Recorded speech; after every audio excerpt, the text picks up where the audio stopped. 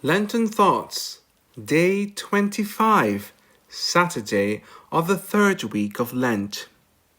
The excellence of the Blessed Virgin, on the humility of Christ, and the excellence and steadfastness of the Virgin. But Jesus, stooping down, wrote with his finger on the ground. The stooping of Christ signifies his humility, for he lowered himself so gracefully that he descended into the womb of the Virgin. While stooping, he wrote on the ground. The earth symbolizes the Virgin Mary, who was so fruitful that she brought forth the fruit of which it is said, "Let the earth open, and let it bring forth the Savior." Christ wrote on this earth when he adorned his mother with all gifts and virtues. In the aforementioned words, three things are to be noted. First, it reveals the great humility of the Son, as it is said, "But Jesus stooping down," which is understood as his descent from the throne of the Father into the world. Second, it demonstrates the excellence and dignity of the mother, in that it is said, "wrote with his finger." Third, it shows the steadfastness and firmness of the mother herself, in that she is called the earth.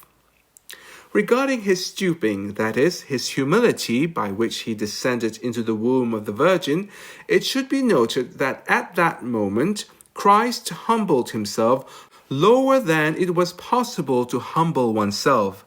That is why it is explicitly said, "stooping down." The divine nature is above all things. Below the divine nature is the angelic. Below the angelic is the human. Below human nature is suffering. Below suffering is guilt or sin. And below sin is nothingness. Among all things lowest, sin occupies the lowest place.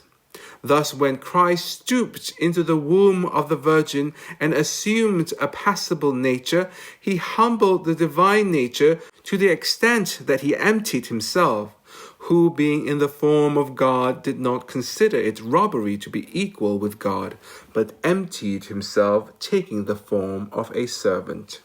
He humbled himself below the angelic nature, for he was made a little lower than the angels. He humbled himself below human nature, for he was made the reproach of men.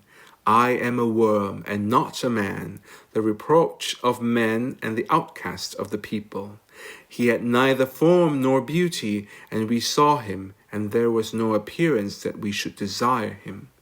Finally, he humbled himself even to suffering, for he was wounded for our iniquities, he was bruised for our sins.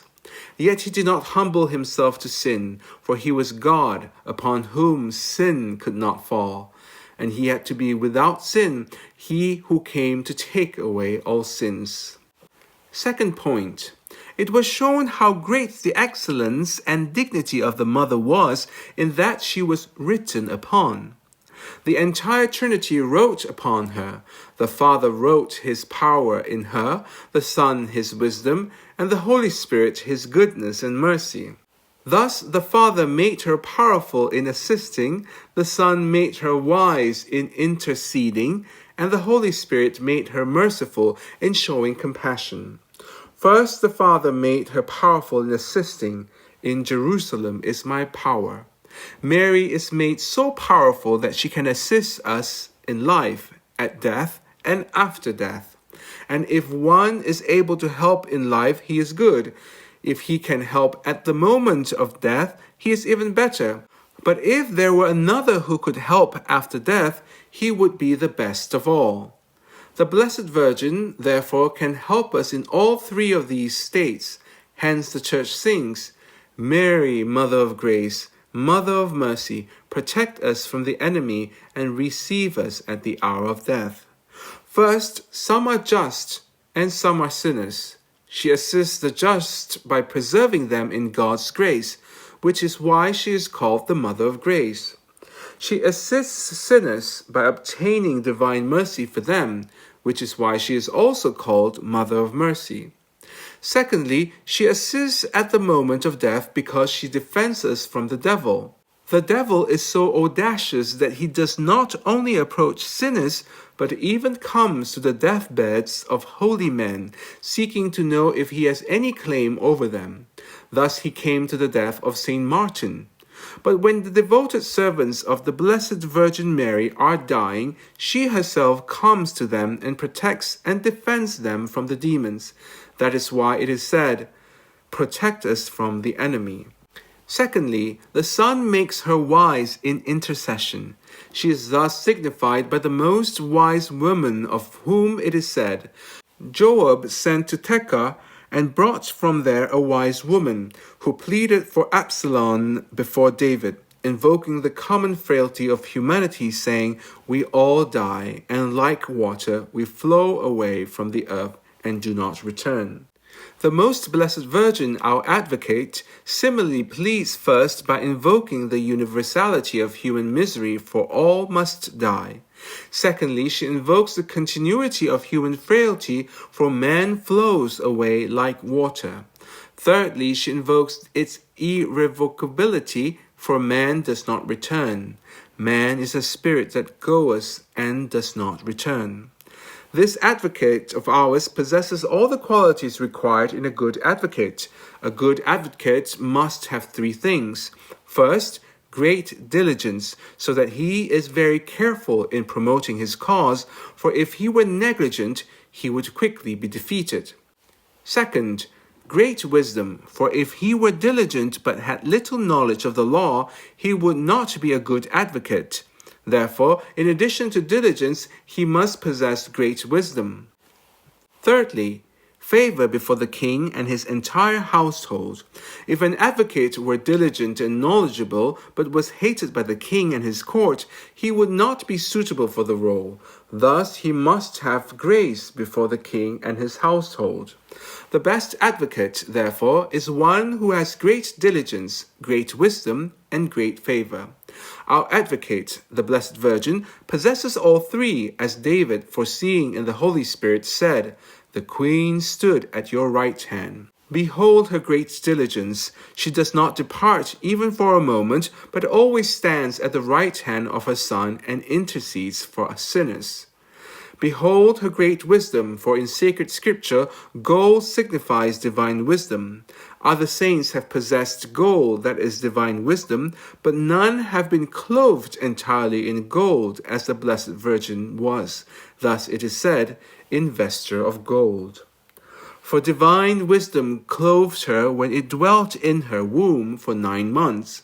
From this we may also infer how greatly her heart shone with wisdom when divine wisdom itself lived within her for 9 months. She is that woman of whom it is said, "A great sign appeared in heaven, a woman clothed with the sun." She was clothed with the sun when the Sun of Justice descended into her. Clothed with variety, behold her great favor before the king and his household. She was so favored before the entire heavenly court that all surround her, for in heaven there are as many orders as there are varieties, and these varieties surround her like handmaidens, always accompanying her as their lady and queen. Thus the church sings, as the days of spring are surrounded by the flowers of roses, that is, all the companies of the martyrs, and the lilies of the valleys, that is, all the companies of angels, confessors, and virgins. Thirdly, the Holy Spirit made her merciful and compassionate, for there are certain saints in heaven who, when invoked, follow the dictates of their conscience, and for this reason they sometimes refuse to intercede with God, because they are aware in their conscience that those who ask are not worthy to be heard. Other saints, when invoked, follow the strictness of divine justice, and thus, if they are asked for intercession, and they know that such intercession would not align with divine justice, they do not dare to plead. But the Blessed Virgin does not look to conscience nor to justice, but only to mercy, as if to say, "Let those who wish adhere to conscience, let them consider God's justice. As for me, I will always hold to mercy." Because of this most excellent mercy, she speaks of herself saying, "As a fair olive tree in the fields." From this, we understand that she possesses a mercy that is surpassing, fitting, and accessible. Her mercy surpasses all others, as signified by the term olive tree. Just as oil is superior to all other liquids, so her mercy surpasses that of all the saints. Hence, what is said of the Lord may also be said of the lady. Man's compassion is for her neighbor, but the mercy of the Lord is over all flesh. Her mercy is also fitting, which is why she is called fair. Mercy is truly beautiful when it is granted in times of need and tribulation. As it is written, the mercy of God is beautiful in times of affliction. The Blessed Virgin bestows this fitting mercy in times of distress, which is why she is called the moon, shining in the night, because she brings the light of consolation in tribulation. She also has accessible mercy, which is why she is called an olive tree in the fields, not in enclosed gardens. Not everyone can access the olives in the gardens, but all can approach the olives in the open fields. Some saints seem to be the olives of the heavenly garden because they keep their mercy closed off to us, deeming us unworthy. But the Blessed Virgin is like an olive tree in the fields because her mercy is universal. Thus says Saint Bernard, "From her fullness all receive, the sick healing, the sorrowful consolation, sinners pardon, the just grace, angels joy, the Son of Man the substance of human flesh, the whole Trinity glory, so that there is no one who can hide from her warmth." Third point, Mary was steadfast and unwavering, which is shown by the fact that she is called earth. One generation passes and another comes, but the earth remains forever. During the Passion of Christ, the generation of the apostles passed away because they lost their faith. But at the resurrection, their faith returned, for then they regained it. However, the earth, that is, the Blessed Virgin, could not fall. The apostles during the Passion of Christ fell from faith, from grace, and from the company of Christ, for they abandoned him. But the Blessed Virgin could not fall from faith, for she was established in the heights of divine wisdom. Her foundations are upon the holy mountains. Therefore she is symbolized by the star of the sea, which does not set like the other stars, just as all the other apostles fell, but she remained standing, so too did she remain firm in faith. Secondly, she could not fall from grace, for she was strengthened by the 7 columns, that is to say, the 7 gifts of the Holy Spirit. Wisdom has built her house, she has hewn out her 7 pillars. Thirdly, she could not fall from the company of Christ, for she remained ever united to his cross. Now there stood by the cross of Jesus his mother. And because she was so firm that she could not fall from grace, nor from the company of Christ, she rightly says, "From the beginning and before the ages was I created, and unto the future age I shall not cease." Amen. Our Lady of Sorrows, pray for us. Help us at gofundme.com/restore-immaculate. Thank you for your Lenten generosity. May God bless you.